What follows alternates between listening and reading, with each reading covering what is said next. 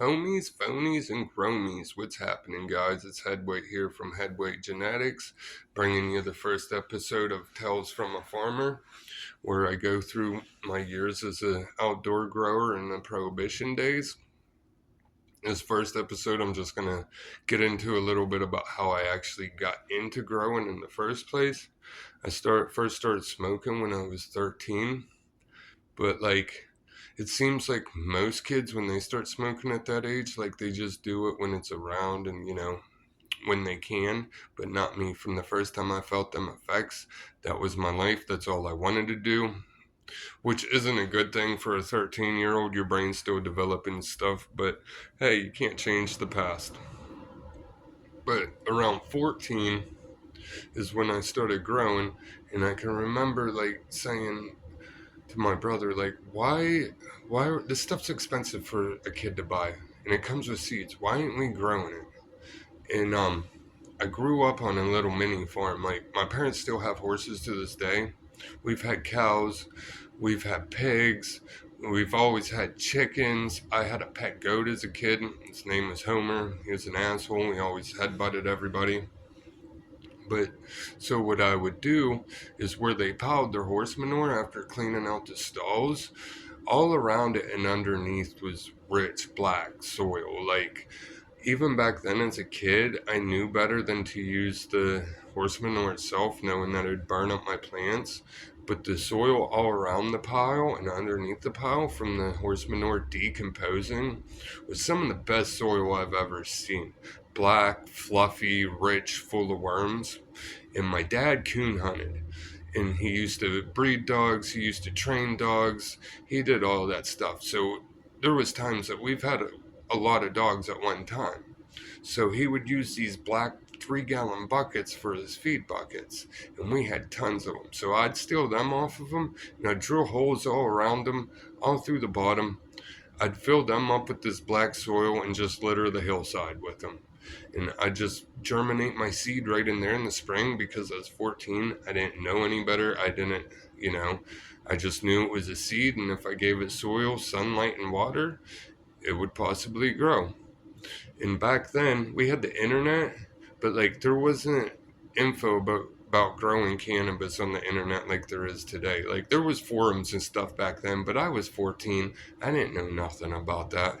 I was just a country kid trying to grow some pot.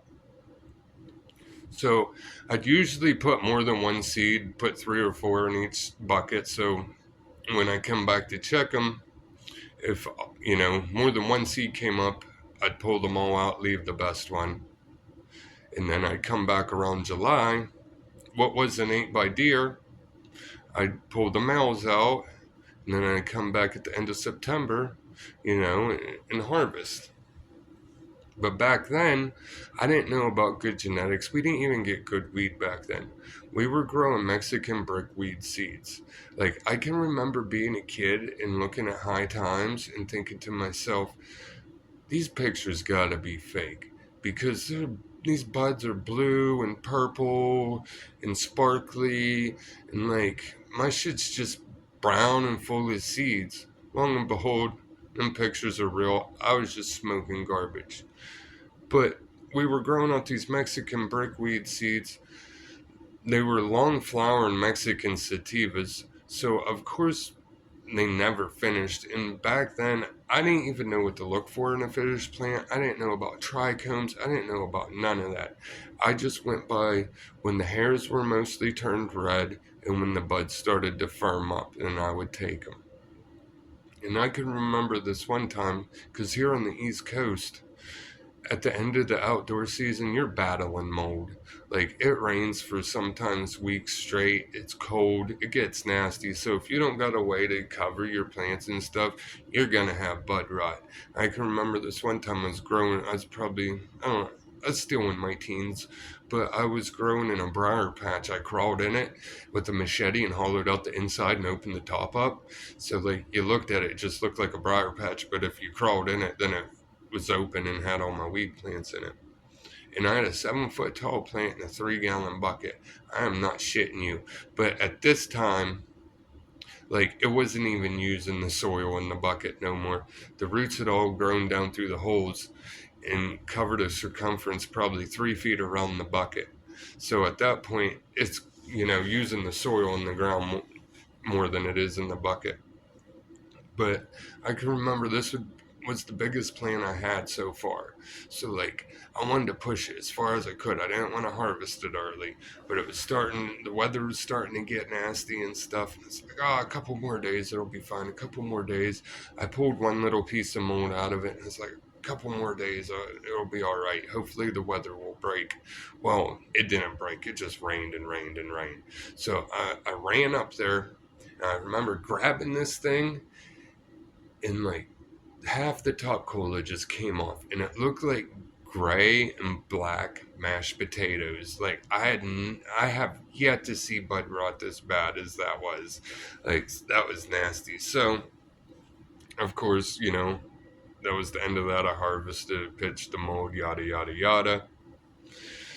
And don't ever do this, because it's horrible for the environment and it's a dumbass move.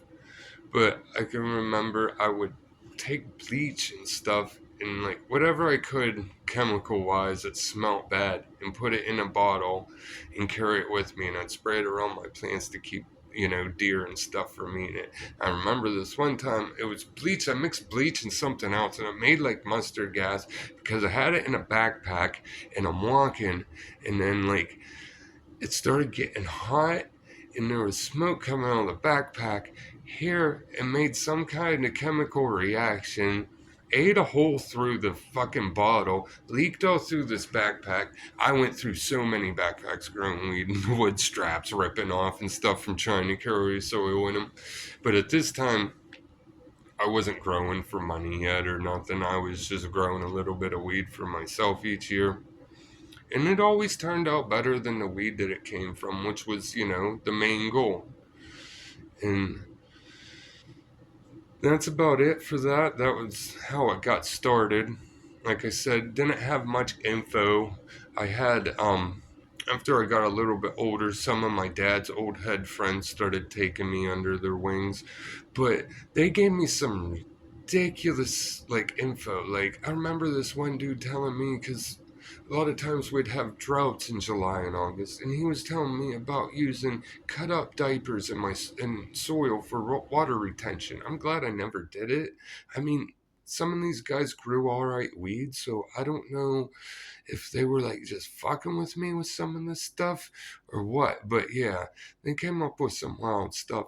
And then after I started getting a little bit older and, like, started getting my hands on good genetics and stuff, some of them started getting a little salty because I started growing better weed than them. And of course, at that time, we also, like, when I first started, I didn't really, sell any of it. I just keep it for myself and stuff when I was real young. But, like, after I got in my later teens and started selling it, like, they started getting mad because some of the people would come to me instead of them. And I was essentially stealing their business without trying to steal their business. But good weed speaks for itself in a small town. But that's how I initially got started growing.